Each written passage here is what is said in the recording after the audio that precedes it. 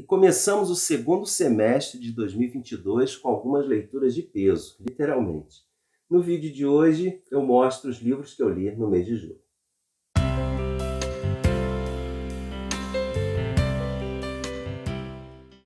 Oi pessoal, eu sou o Carlos, sejam muito bem-vindos àquele já tradicional vídeo de todo início de mês, no qual eu trago para vocês as leituras que fiz no mês anterior, com foco especial nos livros que não ganham vídeo exclusivo.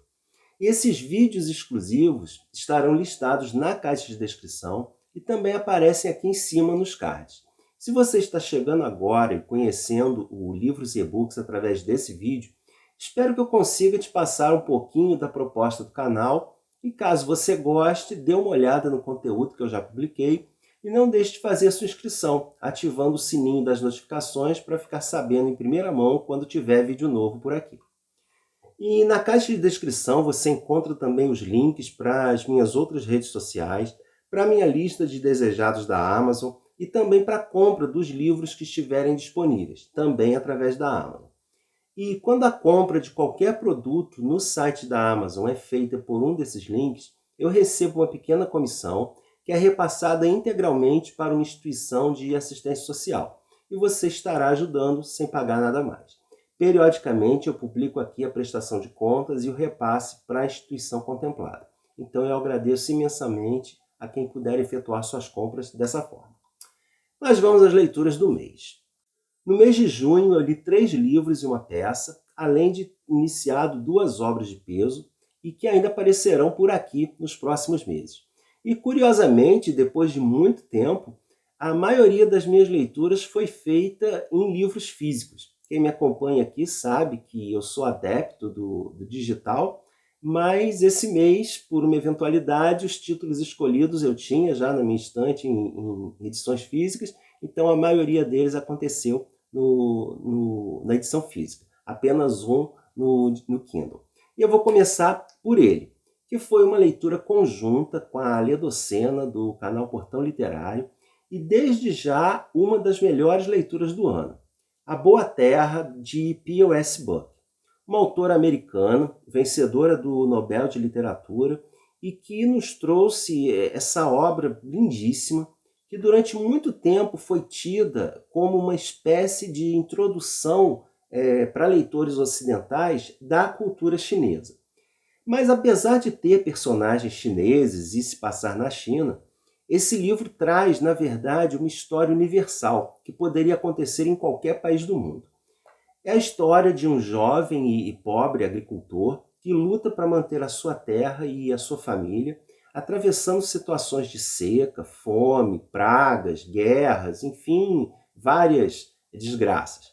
Mas quando tudo parece entrar nos eixos, a situação social e financeira estabilizada, os problemas familiares é que virão à tona e trarão novas situações de conflito, mas dessa vez dentro do próprio ambiente doméstico.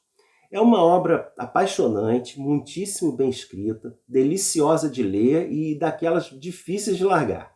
Lançada nos anos 30, é necessário ter a mente aberta e uma aceitação das diferenças culturais e temporais para não se incomodar com alguma coisa que aparece aqui, especialmente com o tratamento dispensado às mulheres. Sejam elas pobres ou ricas, não importa. A mulher aqui é tratada quase como um objeto. Então tem que ter isso em mente, né, se aventurar, para quem for se aventurar a fazer essa leitura. Mas é um livro muito rico, já tem vídeo para ele, não deixem de assistir. E depois de me maravilhar com a escrita do Gustave Flaubert em Madame Bovary, a experiência se repetiu com os 3 contos desse livrinho, que pode ser ao mesmo tempo uma ótima porta de entrada para conhecer a obra do autor e pode ser também um tira-teima para quem não gostou do Madame Bovary. Tem muita gente que não gosta, né? Não são poucos, principalmente os que se prendem apenas à trama. Aliás, para Madame Bovary também já tem vídeo aqui no canal, então não deixe de ver. Aqui, nos 3 contos, o primeiro deles é Um Coração Simples, e nele nós acompanhamos a vida de uma criada, simples, ingênua, mas dona de uma imensa necessidade de amar e ela passa a vida inteira distribuindo esse amor, seja para os filhos da patroa, para os parentes aproveitadores ou até para um simples papagaio. O papagaio, aliás, tem uma importância tão grande na história que ele está na capa de quase todas as edições desse livro. E, inclusive, inspirou uma outra obra, O Papagaio de Flaubert, de Julian Barnes. O segundo conto é a lenda de São Julião Hospitaleiro, que é a biografia de um santo medieval que foi inspirada pelos vitrais da Catedral de Rouen, cidade natal do Flaubert, mas é tão rica, tão vivamente narrada, que pode causar até bastante incômodo, principalmente aos amantes dos animais, especialmente pelas descrições de cenas de caçada. É a jornada de transformação de um nobre cruel em um eremita que terá o seu amor ao próximo testado até o limite. É maravilhosamente narrada e tem um dos finais mais sensíveis que eu já vi num conto. Por fim, a tão conhecida história bíblica da morte de São João Batista é recontada magistralmente em Herodíades, mas inserida em um contexto sociopolítico que traz toda uma nova visão da situação. O rei Herodes não está em um bom momento de sua vida, ele está ameaçado por uma invasão árabe, está tendo sua competência e lealdade questionadas pelo Império Romano, está pressionado pela esposa, que quer a todo custo que ele mate o João Batista, que a acusa de ser adúltera, enfim, está acuado por todos os lados. É um trio de contos que faz jus totalmente à fama do autor como um dos precursores do realismo francês. E todos eles magistralmente escritos. Uma obra, assim, recomendadíssima. Também já tem vídeo especial. Não deixem de assistir.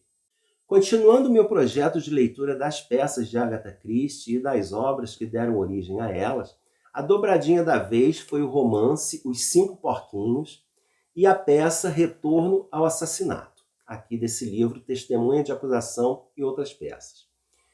Apesar de não ser tão conhecido, esse livro deveria constar em todas as listas de melhores da Agatha.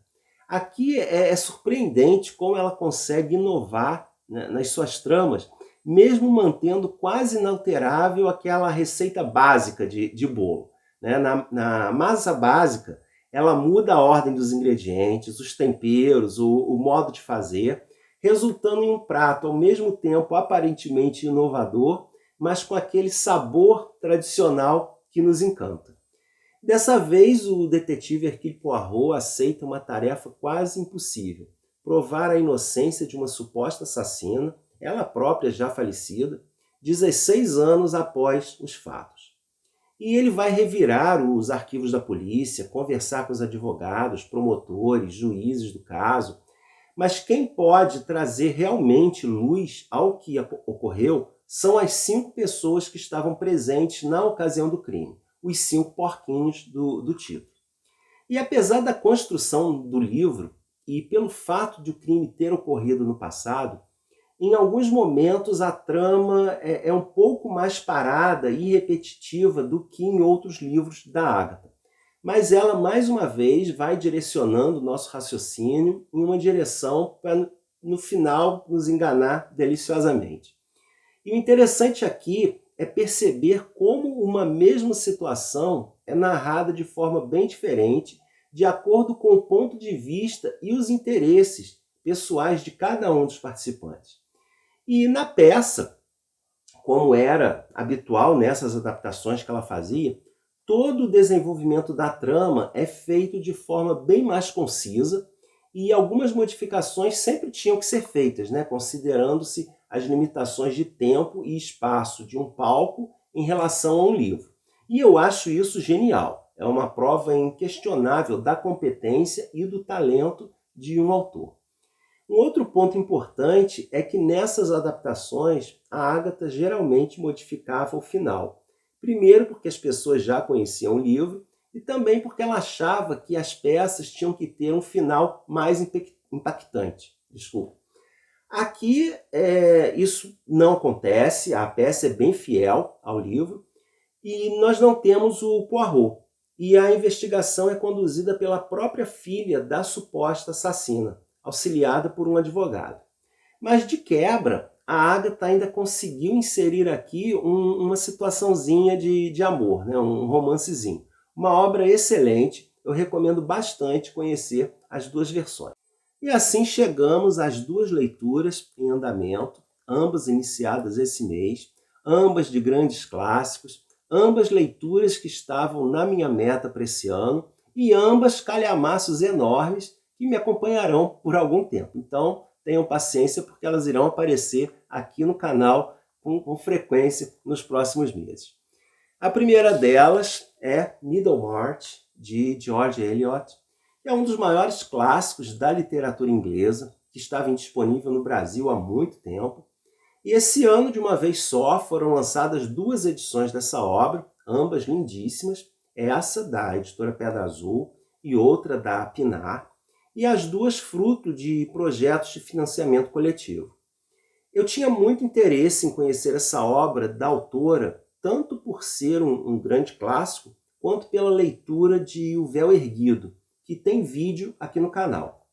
O Véu Erguido é uma novela, eu gostei bastante, mas fiquei com a sensação de ter sido uma narrativa mais corrida, de que a autora poderia ter feito um trabalho ainda melhor se tivesse espaço para desenvolver a trama.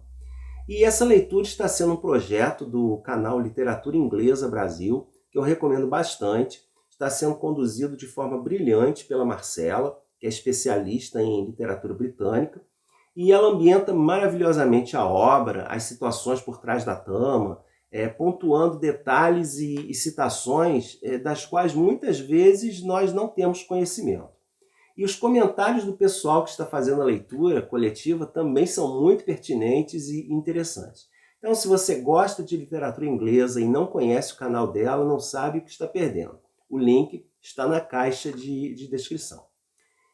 E Middlemarch está se revelando uma leitura excelente. Como a previsão do projeto é de 4 meses, ainda estamos na parte inicial do livro, cerca de 25%, mas já posso dizer que não é um livro fácil de acompanhar, não porque seja chato ou difícil, mas ele tem uma certa complexidade na estrutura, porque são vários núcleos de personagens vivendo suas aventuras numa pequena cidade do interior da Inglaterra na época vitoriana. Justamente uma época de imensas transformações sociais, culturais, políticas, econômicas e religiosas. E tudo isso aparece aqui no livro. É realmente uma obra de fôlego, com muitos personagens, que deve ser lida com cuidado, fazendo anotações.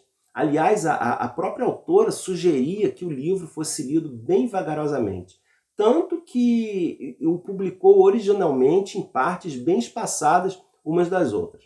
A previsão do término dessa leitura é em outubro. Espero que dê tudo certo para que eu consiga trazer vídeos sobre ela ainda durante o Victor. E para quem não sabe, eu e minha esposa fazemos várias leituras juntos. Já fizemos até um vídeo falando sobre isso. Vou deixar também o link para quem tiver interesse de assistir. Nós estivemos meio parados por conta de leituras pessoais de cada um, mas retomamos com um calhamação, Os Irmãos Karamazov, do Dostoiévski. Esse também é um livro que eu já estava de olho há muito tempo. Eu sempre programava sua leitura para algum ano, o tempo ia passando e eu nunca li. Do Dostoiévski eu havia lido apenas o Noites Brancas, que é uma novela romântica que eu li no mês passado, mas é considerado um dos livros mais fáceis dele, e li também o Crime e Castigo há muito tempo. E nesse sim eu pude constatar a complexidade do autor. E como quase todo mundo diz que Os Irmãos Karamazov é a obra que condensa toda a filosofia do Dostoiévski, eu confesso que tinha um pouco de receio dessa leitura. E pode parecer loucura pegar esse livro, com essa fama toda, juntamente com outro, como o Middlemarch, mas é que eu estava vendo o ano passar e que mais uma vez a leitura dele seria adiada. Então eu resolvi encarar assim mesmo, programei para 3 meses, fiz uma divisão em trechos pequenos e está dando para acompanhar bem tranquilamente. Nós lemos até agora cerca de 1/3 do livro e a história está bem interessante, pelo menos até agora. São 3 irmãos, embora talvez exista aí um quarto. cada um com seus ideais e estilo de vida, todos bem diferentes entre si, o que causa uma série de conflitos entre eles e com o pai, que é uma pessoa horrível e bastante desagradável. E esses conflitos são a deixa para que o Dostoiévski exponha várias das suas ideias sobre sociedade, moral, família, religião e outros temas.